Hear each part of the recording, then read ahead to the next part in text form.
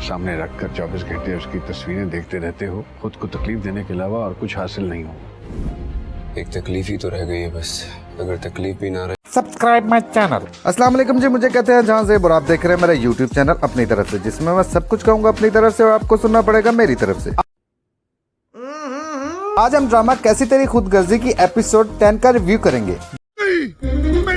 Drama महक से शुरू होता है जो कि अपने अब्बा के दोस्त के घर में दाखिल हो जाती है। फिर फौरन कैमरा शमशेर के अब्बा के मुलाजिम पर जाता है जो कि महक को मारने का प्रोसीजर रिमेम्बर कर रहा होता है। शमशेर के अब्बा का मुलाजिम ये सोचता है कि कहीं महक इस सारे प्रोसीजर में बच तो नहीं गई। फिर वो सोचता है कि अगर ट्रक की टक्कर से महक नहीं मरी होगी तो जरूर आग से वो जरूर जल गई होगी। यूं वो ये सब कुछ सोचकर दिल से ये कहने की कोशिश करता है कि all is well, all is well. लेकिन असल मुद्दे पर आए तो महक शमशेर से तो बच जाती है, लेकिन उससे मुसीबतें बिल्कुल भी मुंह नहीं फेरती। वो अपने अब्बा के जिस दोस्त के घर आती है उनकी औरत महक को काफी जली हुई सुनाती है, लेकिन महक के पास कंट्रोल करने के अलावा और कोई हल दिख ही नहीं रहा होता। गरीब होना भी जुर्म ही हो गया है पाकिस्तान में। इधर शमशेर ने कोई 50 इंच की एलईडी पर महक की तस्वीरें लगाई हुई होती हैं और उसको देखकर एंजॉय कर रहा होता है। ऊपर से शमशेर का अब्बा आ जाता है और वो शमशेर को समझाने की कोशिश करता है कि महक जा चुकी, इसलिए मूव ऑन ब्रो। लेकिन शमशेर के मुताबिक उसने तो पक्के वाला प्यार किया था ना महक से। शमशेर का अब्बा कहता है कि जो तुम कहोगे मैं करूंगा, इसलिए ये आशिक पुणे से जरा बाहर आओ। तो शमशेर कहता है कि मुझे और कुछ ना दे, सिर्फ महक लुटा दे बस।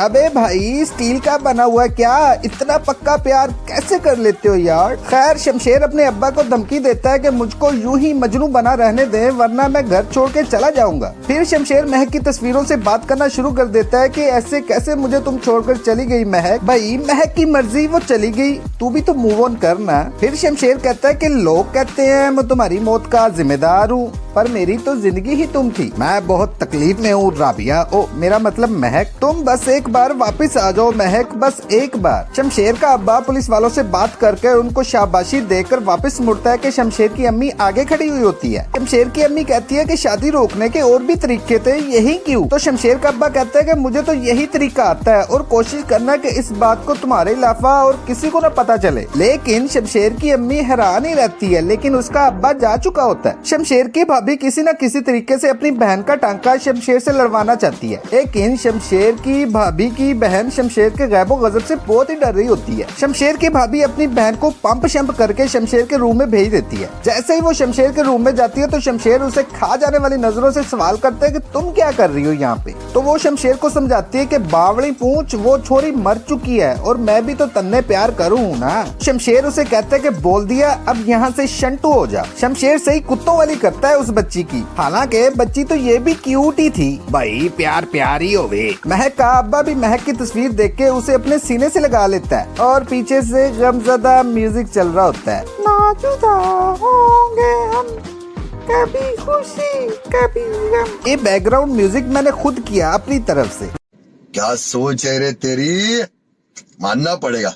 महक का अब्बा महक को फोन करता है और हाल वाल पूछता है। महक की अम्मी जैसे ही दरवाजा खोलती है तो महक का अब्बा उसे ये फील करवाता है जैसे वो किसी भाई से बात कर रहा है, क्योंकि अभी तक महक के अब्बा ने महक की अम्मी को महक के जिंदा होने का नहीं बताया हुआ होता। महक जिनके घर रहती है उनकी औरत से कहती है कि चच्ची मैं कोई मदद कर दूं? तो वो औरत महक को कहती है कि तुम जैसी लड़कियों को कुछ करना आता है सही। What is this behaviour? घर आए मेहमान से कोई ऐसे बात करता है और ऊपर से मेहमान इतना प्यारा हो, बैड मैनर्स। लेकिन महक के अब्बा के दोस्त की बीवी महक से फुल टाइम अकी हुई होती है और महक को रोटियां ठीक न बनाने पर उसकी सही कुत्तों वाली करती है। महक का अब्बा महक की अम्मी को महक के जिंदा होने का बताने ही लगता है कि महक का कजन आ जाता है। जैसे ही महक का कजन एंटर होता है तो महक का अब्बा चुप हो जाता है। महक का कजन आके नादिम होता है और कहता है कि महक की मौत का जिम्मेदार मैं ही हूँ, मुझसे गलती हो गई, हो सके तो मुझे माफ कर दीजिएगा। महक की अम्मी कहती है कि तुम्हारी माफी मांगने से कौन सा मेरी बेटी ने वापिस आ जाना है। तो महक का अब्बा कहता है कि बेगम इसे माफ कर दो, क्योंकि शमशेर से टकराने की हिम्मत तो हम में से किसी की भी नहीं थी। लेकिन ना जी, महक की अम्मी महक के कजन को अच्छी भली सुना के चली जाती है और उसे माफ किए बगैर। महक का कजन अकेले बैठ के सोचता है कि हाँ यार मैंने तो मर्दों वाला कोई काम किया ही नहीं, और वो इतना हिम्मत वाला बन जाता है कि शमशेर के घर पहुंच जाता है, बल्कि शमशेर के कमरे में चला जाता है। शमशेर उसे देखता है और स्माइल पेश करता है। महक का कजन उसको पिस्तौल दिखाता है तो शमशेर उसके सामने खड़ा होकर के कहता है चलाओ। शमशेर को लगा कि शायद मजाक कर रहा है, बच्चा है, लेकिन भाईजान वो तो गोली चला देता है और शमशेर नरगिस के स्टेप में फर्श पर लेट जाता है। ड्रामा एंड हो जाता है भाईजान। Music